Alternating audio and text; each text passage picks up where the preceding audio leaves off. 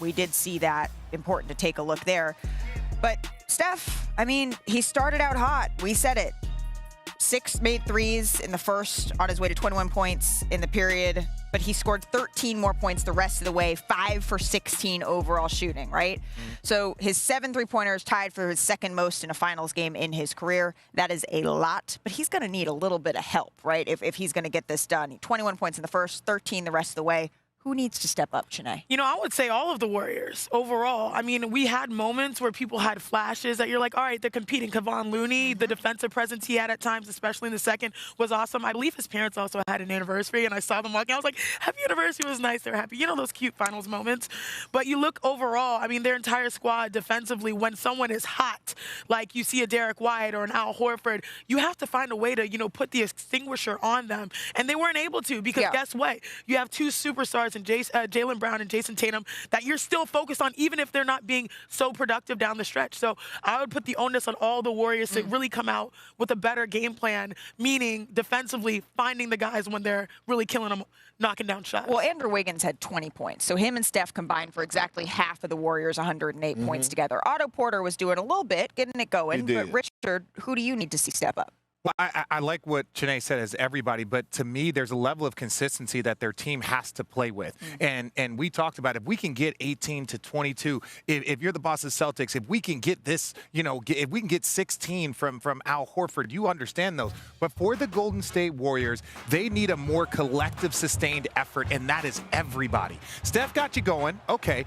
You know guys are going to hit shots. Okay. But can you defend for 48 minutes? And that is not something that we have seen overly consistent from that team. We know the Boston Celtics team will defend for 48 minutes. We just worry about whether or not they could score enough points to compete. Yeah, but I mean, we still not pointing out individuals, and I think you need an individual. Say everybody. Nah, that's easier to say. That's a cop-out. And I think a lot of people will say Jordan Poole. I just think this is not the series for Jordan Poole, just for the simple fact they have too many perimeter defenders, the Celtics do. I'm going back to Draymond Green. Al Horford is doing what Draymond Green needs to do for the Warriors. He's wide open. They're leaving them open. They're denying the wings now. That's the recipe that they were doing in the second quarter, and that's what they did in the fourth quarter. And he's hesitant to take those shots. He has to take those shots. He has to be aggressive. He has to make those shots. It has to be if Draymond Green could be the Draymond of old. If Draymond Green can't be the Draymond of old, the Warriors do not have a chance at winning this series. Well, the championships that the Warriors have won, they've really forced you to play small ball. And I think the one area of kryptonite is if you have great center production, whether it is Al Horford, Robert Williams III. Like, if the Celtics are able to get that type of production, it doesn't have to be 26 points, but 20, 15 consistently, that's what forces Draymond Green to really have that comparison of, like, you need to have a bigger night facilitating on offense and slowing them down. And I think that is how you win. That is less rested than the Golden State Warriors were. Perk, your biggest takeaway. Well, you know what? I think Richard brought up a great point about Al. No, you really did, about Al Horford. Al Horford is who Draymond Green used to be for the Golden State Warriors, meaning the way that he was able to stretch the floor last night. Remember, the old Draymond, before they got Kevin Durant, we used to watch him knock down those wide-open shots from the three-point line and be able to have a 20 or 30-point night. Now he doesn't do that. We're watching Al Horford. Look, when Al Horford and those guys start to make shots, guess what? It opened up the driving gaps and give the isolation plays to Jaylen Brown and Jason Tatum. Yeah. But look, my biggest takeaway was the word trust by Ime Udoka. Peyton Pritchard played 8 minutes in that fourth quarter. The way he stuck with his bench and the way that he believed in his bench, Derek White and those guys, when he believed in those guys and left them out there on the floor, it spoke volumes not only to Ime Udoka but to the team. Because when Jason Tatum came back in, he wasn't trying to play hero ball, let me take you home. He became a role player at that point. So the word trust and Ime Udoka. It's chop it or drop it. We're going to drop Richard looking like an Oscar immediately. He looks like the Larry O'Brien. But this is where we're going to start. Remember how this works. If you guys want to talk about something, you're going to say chop it. If you guys want to drop it, we're going to say nah. We're good? Yeah. You need something All right, else let's get it in there? All right, Richard, My cup. you played in the finals in the Bay Area. This is where we're starting on Chop It or Drop It. Does the Chase Center crowd, was it lacking? Does it need to step up to push its team forward a little bit? Chop it or drop it? I think we should chop it. And yes, they do need to step it up. Well, because let me say this. I was very, very fortunate to be on this early Warrior team. When Steph first broke the record, they first beat Denver in the first round. That crowd in Oracle was next level. Now, as this Warrior team kept getting better and better, them tickets started getting higher and higher, and they left the Oracle, the Roracle. They moved over here.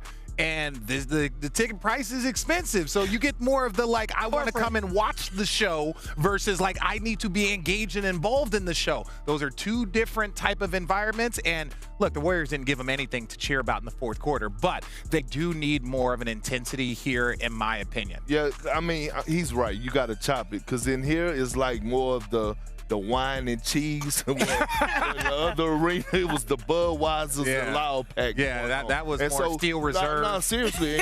you need that energy, especially with the young guys that you have on this Warriors team. We keep talking about the veterans, but they're playing a lot of young guys. So, look, I came in here, like, I was in here during the game, and they had more Celtic fans in here loud than the in the fourth quarter. And in the second quarter, and in the second quarter. At the end of the second quarter, they were on their feet. But, like, the Celtics made a little, like, baby runs. It could have been a 20-point lead, but instead it was 12. And then at the end of the game, here's the thing, though. When you're comparing it to Oracle, it's always going to fall short. 100%. However, Boston, I was doing, like, a power ranking in my own head of the hardest arenas to play in the NBA. Boston is near the top. So, Oracle, I said Oracle needs to step it up. Oracle. Chase Center. Channel your Oracle. Come on now. All right, next Chop It or Drop It. Perk, I'm starting with you here. Jason Tatum or Jaylen Brown? Who is the most important J in the series? Chop it or drop it? It's Jaylen Brown.